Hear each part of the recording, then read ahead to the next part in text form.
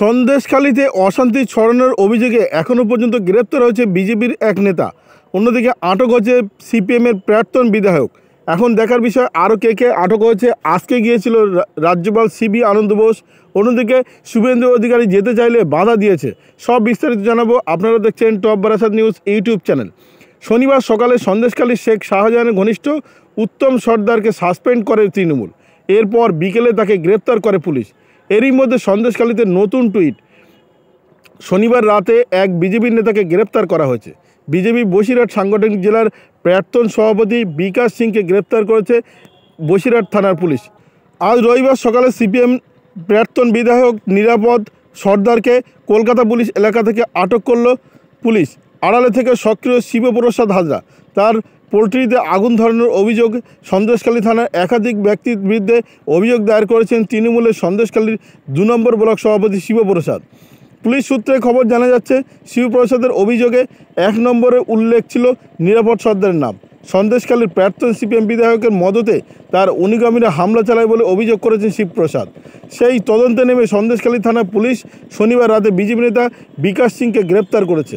এরপর রবিবার সিপিএমের প্রাক্তন বিধায়ককে আটক করা হয়। গত শুক্রবার সকাল থেকে সন্দেশখালীতে নতুন করে অশান্তি শুরু হয়েছে। ওই দিন রাস্তায় নেমে বিক্ষোভ দেখাতে থাকেন গ্রামের কয়েকশো মহিলা। বিক্ষোভকারী মহিলারা সন্দেশখালী থানা ঘেরাও করেন। উত্তপ্ত হয়ে ওঠে পরিস্থিতি। আর এই অশান্তির ঘটনাতেই ধৃত বিজেপি নেতার বিরুদ্ধে প্ররোচনার অভিযোগ দেওয়া হয়েছে। বর্তমানে বিকাশ সিং বসিরহাট লোকসভা কেন্দ্রের কনভেনারের দায়িত্ব ছিলেন। স্থানীয় সূত্রে জানা গিয়েছে, সন্দেশখালী থানার সামনেই বাড়ি বিকাশ সিংয়ের। শনিবার সন্ধ্যায় তাকে বাড়ি থেকে প্রথমে ডেকে আনা হয়েছিল জিজ্ঞাসাবাদ করার জন্য। এরপর রাতের দিকে তাকে গ্রেপ্তার করে পুলিশ। অভিযোগ, সন্দেশখালীতে হিংসা ছড়ানোর পিছনে হাত রয়েছে এই বিকাশের।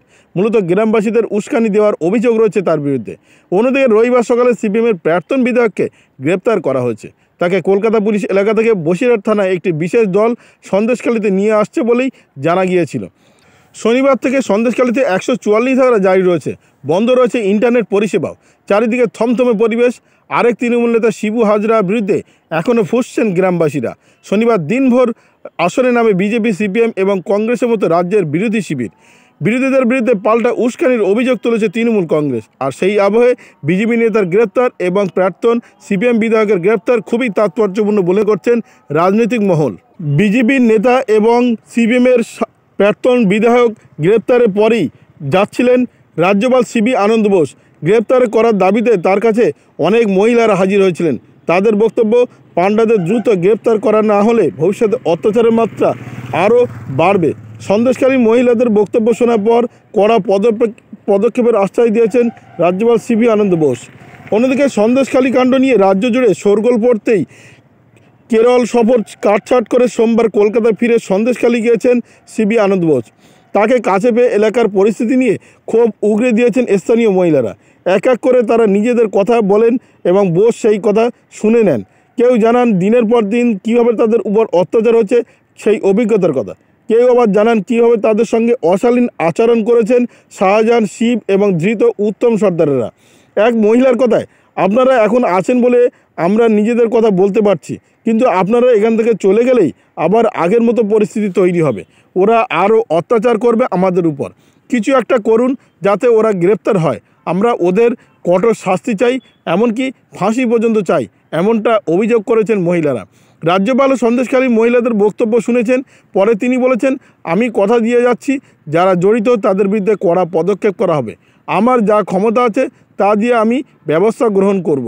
প্রসঙ্গত বলা যায়, 5ই জানুয়ারি ইডি আধিকারিকদের উপর হামলার ঘটনার পর থেকে সন্দেশখালীর বেতাজ বাদশা শেখ শাহজাহান এখনও পর্যন্ত গোপন ডেরায় অবস্থান করছেন। অন্যদিকে তারপর থেকেই যত দিন যাচ্ছে আস্তে আস্তে ওই এলাকার মহিলারা উত্তপ্ত হয়ে উঠছে এবং সন্দেশখালী একের পর এক ঘটনার সামনে চলে আসছে। এতদিন বেতাজ বাদশা শেখ শাহজাহান সব কিছু চেপে রেখেছিলেন। তার দুর্দণ্ড প্রভাবে সব কিছু চাপা ছিল। যখনই তিনি অন্তর্মহলে চলে গিয়েছেন, তারপর থেকে একের পর এক ঘটনা সামনে উঠে আসছে। অন্যদিকে আজ রবিবার সন্দেশখালী যাওয়ার পথে আটকে দেওয়া হলো বিজেপির প্রতিনিধিদের। বিরোধী দলনেতা শুভেন্দু অধিকারীর নেতৃত্বে একটি সন্দেশখালী পথে রওনা দেয় বিজেপি বিধায়কদের একটি দল। এদিকে 60 কিলোমিটার আগেই তাদের আটকে দেওয়া হয়েছে বলেই অভিযোগ করেছেন শুভেন্দু। বাসন্তী এক্সপ্রেসওয়েতে তার বাস আটকায় পুলিশ। বাসে বসে শুভেন্দু অধিকারী বলেন, বসিরহাটের এসপি একটি চিঠিতে লিখেছেন শুভেন্দু অধিকারী আসছে ভায়োলেন্স করতে। আমি তো এটা নিয়ে নির্বাচন কমিশনে যাব। একজন এসপি বিরোধী দলনেতা সম্পর্কে এই কথা বলেন কিভাবে? সোমবার দুপুর 12টার কিছু পরে বিরোধী দলনেতা শুভেন্দু অধিকারী ও বিজেপি বিধায়ক বিধানসভা থেকে একটি বাসে সন্দেশখালীর দিকে রওনা দেন, কিন্তু মাঝ রাস্তায় আটকে দেওয়া হয় তাদের। অন্তত 5 জন আইপিএস অফিসার ও বিশাল পুলিশ বাহিনী মোতায়েন করা হয় সেখানে। দুপুর 1:10 থেকেই বাসে বসেছিলেন শুভেন্দু অধিকারী। বিজেপির লিগাল সেলের তরুণজ্যোতি তিওয়ারি ডিসির সঙ্গে কথা বলেন, জানতে চান কেন আটকানো হচ্ছে। সেখানে পুলিশের পক্ষ থেকে এসপি বসিরহাটের দেওয়া একটি চিঠি দেখানো হয়। বলা হয়, বিরোধী দলনেতা ও বিজেপি বিধায়করা সেখানে গেলে আইন শৃঙ্খলার অবনতি হতে পারে, সেই জন্যই শুভেন্দু অধিকারী সহ বিজেপি নেতাদেরকে আটকানো হয়েছে। শুভেন্দু অধিকারীর কথায়, ওরা তো রাজ্যপালকে যেতে দিয়েছেন, তাহলে বিরোধী দলনেতা বিধায়কদের যেতে দেবেন না কেন? আমরা তো আইনকে মানি।